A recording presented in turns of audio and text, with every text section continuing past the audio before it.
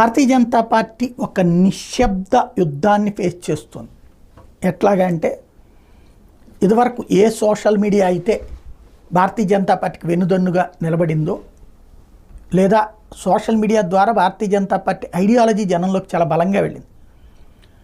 70 ఏళ్లలో సాధ్యం కాని 10 ఏళ్లలో సాధ్యమైంది.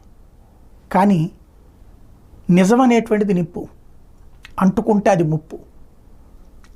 ఆ నిజాలని బయటికి తీసి ప్రజలకి సంబంధించి మోటివేట్ చేయగలిగారు భారతీయ జనతా పార్టీ అభిమానులు.